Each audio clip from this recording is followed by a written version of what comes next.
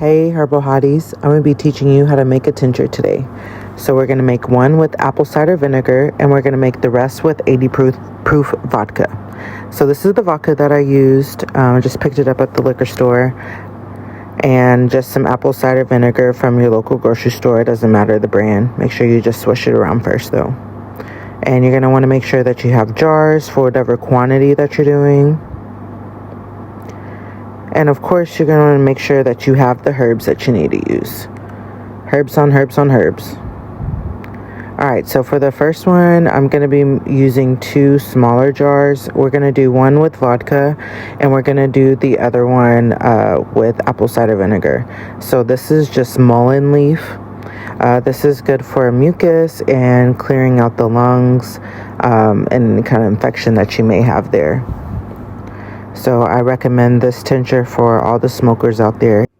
So as you're pouring your herbs into your jar, you're going to want to make sure that you're pouring them even, because you're going to want to do half herb, half of the alcohol. So now I'm just pouring the vodka over the herbs to make sure everything gets covered. You want to make sure that your herb is completely submerged in whatever liquid that you're using for it.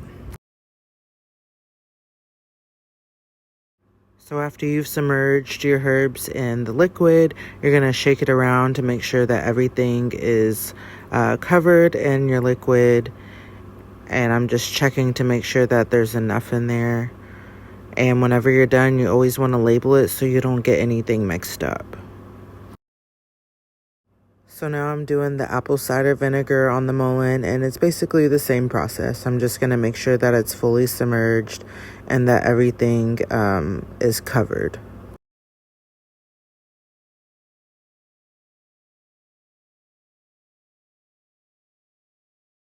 And again, I'm just shaking up the herbs, making sure that everything's submerged.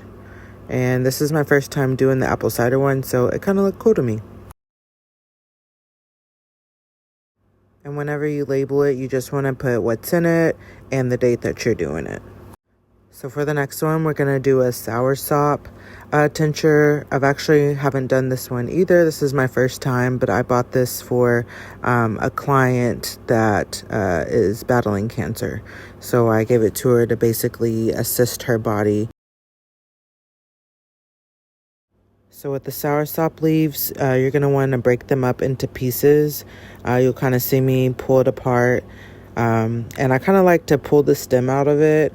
You don't have to. You can do it however you want. But yeah, you're just going to break it up into pieces so it can extract in the liquid.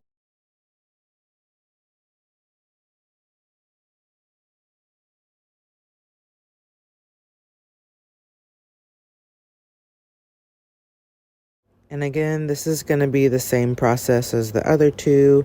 You're going to just put your herbs in there and then make sure that you submerge it all the way with whatever liquid you decide to use. And again, I'm using the 80 proof vodka in this one. I just want to show y'all what the soursop looks like. It took me a long time to find these. I got non-GMO and organic. I found them on Amazon for like maybe $25, and it had like 200 leaves in there. So I gave my client half of them, and then I kept the other half so I can make other things for her, basically.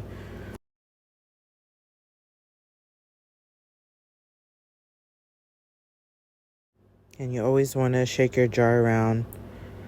And these leaves actually change color a little bit after I put the vodka on it. You could like see like a light green and a dark green. So that was kind of cool. I'm just labeling the top of it. Alright, so next we'll be making a sleep tincture. This is some passionflower. This is actually my first time working with passionflower.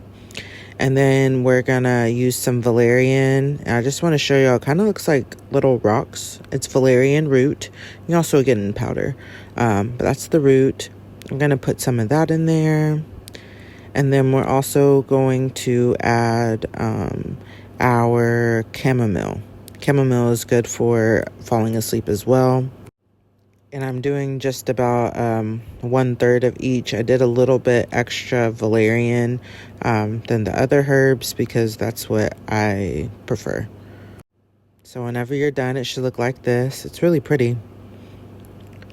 And again, I'm going to be pouring vodka on this one, making sure that it's completely submerged. And by this point, you should already know what to do. You're going to shake up your herbs, make sure everything is evenly distributed. So when I looked at this one, I noticed that it wasn't completely submerged. So I went ahead and added some more vodka.